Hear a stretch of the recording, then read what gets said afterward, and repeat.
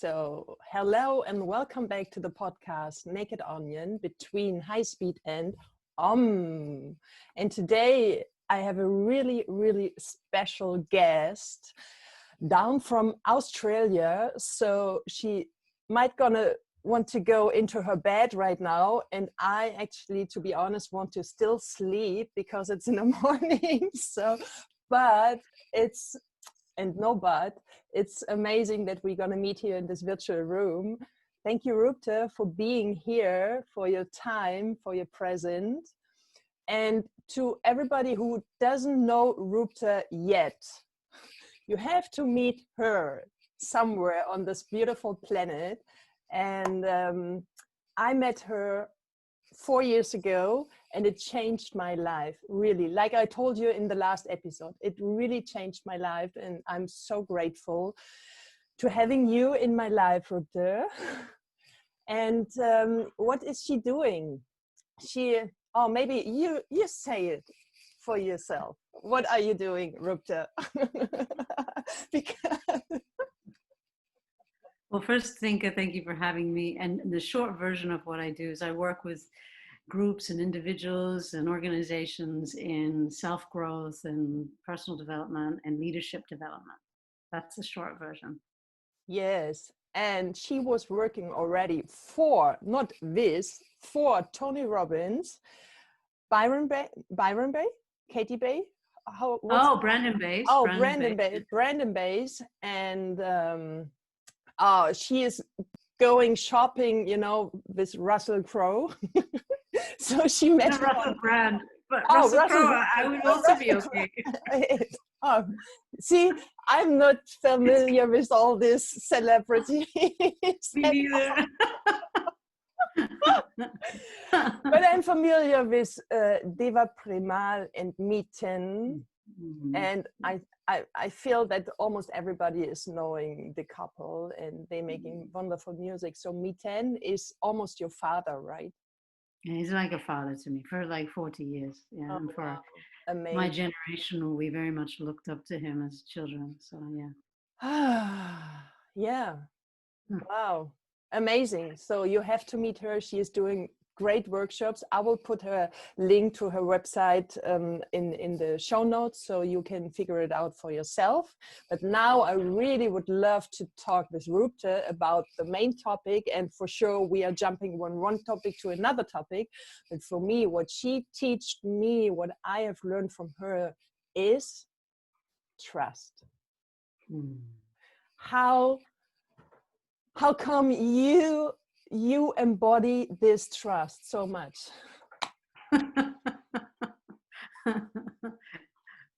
First, want to say, Tinka, how much I enjoy you, and just to watch you and be with you here right now is a delight. Yeah, so an honor, really an honor. Thank you. Thank you. And I'm very happy that our paths met those years ago in somewhere in Israel. In Israel, right? Yeah, that was it. Yeah, we ended up returning again, I think, a few years later in the desert, really in the desert, in the middle of nowhere, under the red moon. Oh yeah, that was beautiful. Huh? So for your listeners, I've entered into sort of this conscious world of meditation and mindfulness early on in the mid 70s, already through Tibetan Buddhism, thanks to my mother bringing me to the Semi-Ling, which is up in Scotland, when I was I think around 7 years old. And so already then I was meditating every morning at 6 a.m. Then what happens is, because I moved in and out of these amazing communities in Osho when I was also a kid, and that sort of really changed my life, in and out of these communes, living in a commune and then sometimes being outside of the commune for whatever travel reasons or a school or something, in and out of it created, also the commune felt like family, and it felt safe, a really safe environment. And I felt like I found my home, where I belong. And then when I'm not in there, all the stuff and the insecurities and all the other stuff surfaces.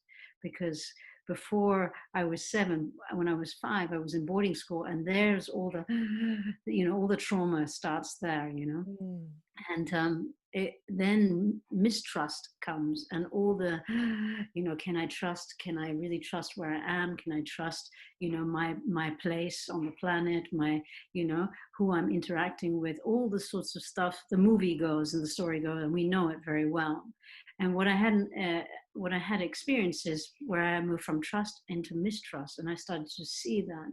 And when I was safe, I could slowly relax, and that would create trust. Yeah, not that it's dependent on somebody to create that trust for me, but my own awareness is where I feel relaxation and safety. And if I go somewhere where I don't feel that, that's up to me to be there. But it's also up to me to choose to be somewhere where it creates relaxation, like in nature, for example.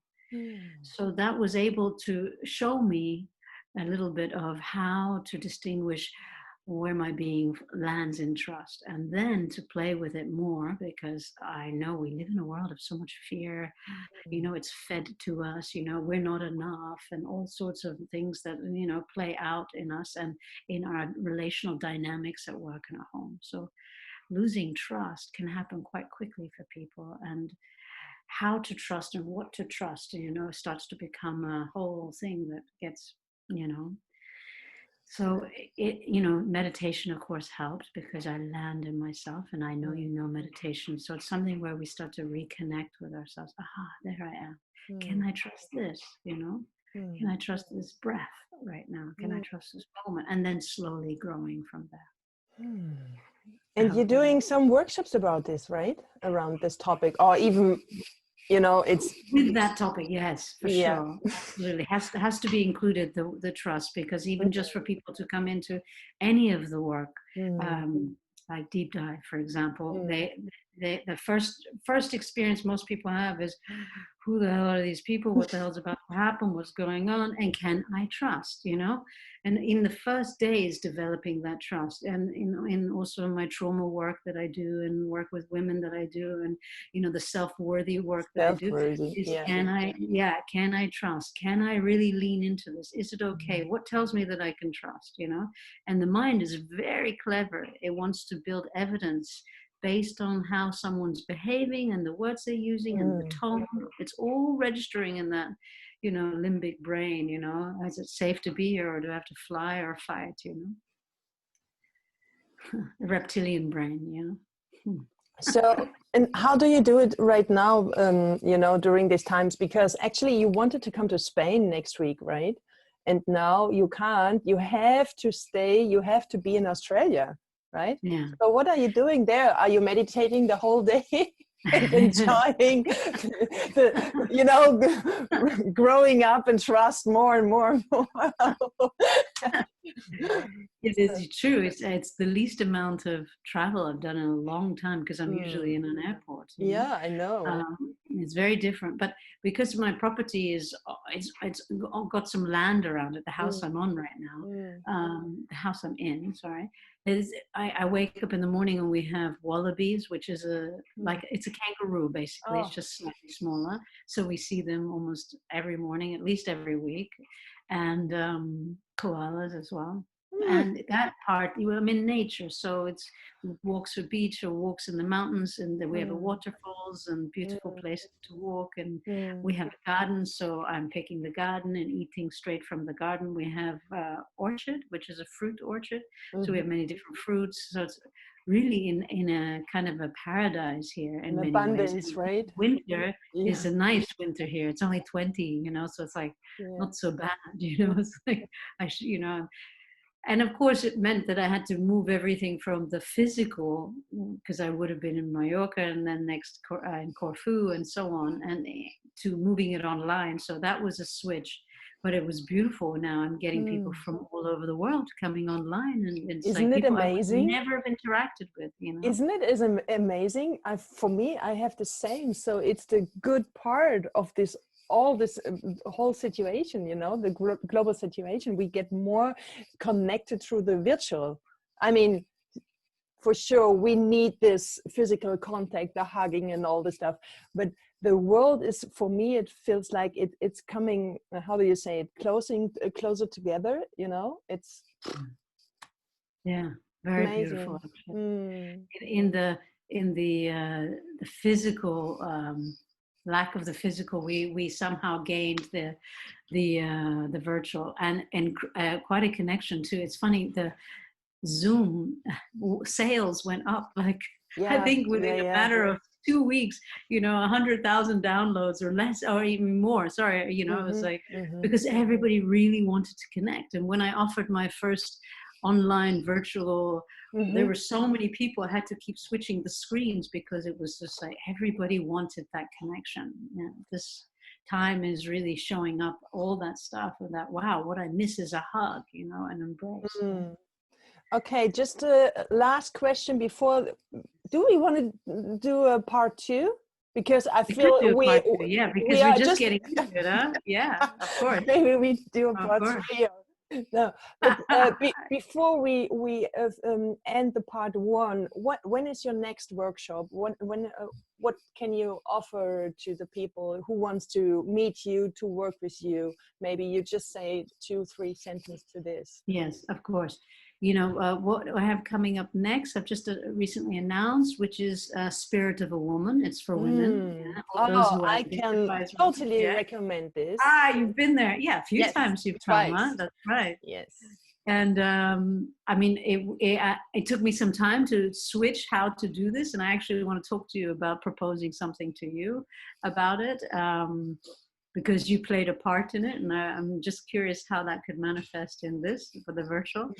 But the essence of the work is a lot about sharings and teachings and inquiries, and also meditation and guided meditation and one-on-one work that I get to do with you. So that is still going to be there, and we do exercises, and because I spread it out in 3 different Sundays, women will be able to work with each other in between, so we can deepen the work as well. So it's very beautiful. It's a different way of doing it, but I'm also excited about it. Yeah. So it's 3 weeks, every week on Sunday, right?